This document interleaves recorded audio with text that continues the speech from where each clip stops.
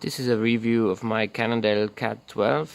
It's a model from 2016, the Ultegra Disc version in this black and grey color. I bought it used online on eBay in 2017, quite cheaply, so I guess about half the original price. The seller was not very happy with that, but eBay is eBay and no one else bid, so I got it.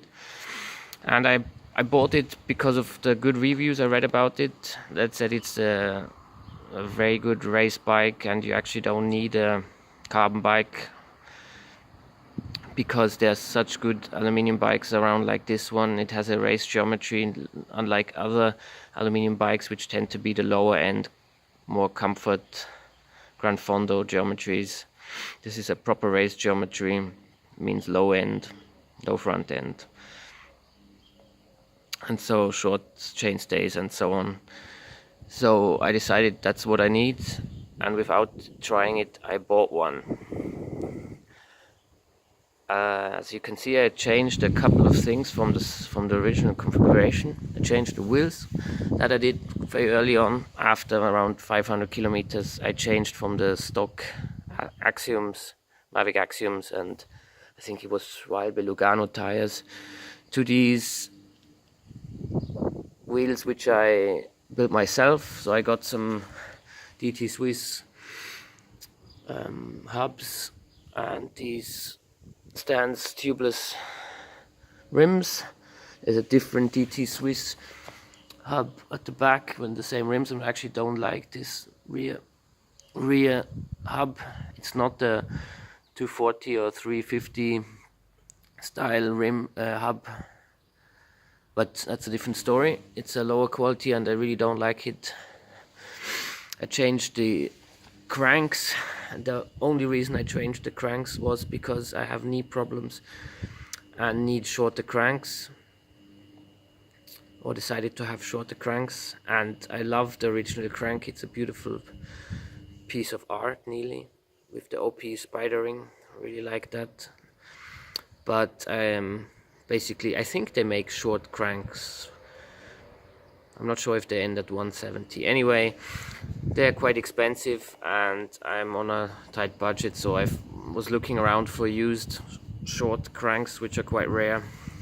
So I got this Rotor 3DF in a 167.5mm configuration, and that helps me. So the bike is full Ultegra spec, except the crank obviously, and the discs work really fine.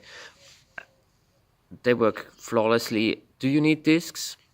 I'm not sure, to be honest, even after using them for 2 years now. I didn't look specifically for the disc version, but this was such a good deal that I bought it. If I would have to pay the new, but basically I'm not sure the discs are worth the extra money that you have to pay to get them. They are great, they work fine, but the price and weight penalty, I'm not sure it's worth it. I'm not sure I would buy another disc bike for these two reasons. If I can get it at the same price, yeah, I'll go for discs, but I won't pay more for them. So I have a bit of a weird geometry. There's another thing I changed. I changed from the stock C1, C2 and C2 stem and handlebar to these C1 Cannondale. So they are the higher end handlebar and stem. But to be honest, I don't really notice a lot of difference. I also bought these online rather cheaply, and I'd be happy to stick with the old seat too. So I don't have the safe seat post. This is the standard seat post that came with it. It's carbon, and I think it's the C2 as well. So overall, at the beginning, after reading these great reviews on the best frame ever and so on, I was a bit disappointed, to be honest, because it just felt normal. It felt good, but I didn't get this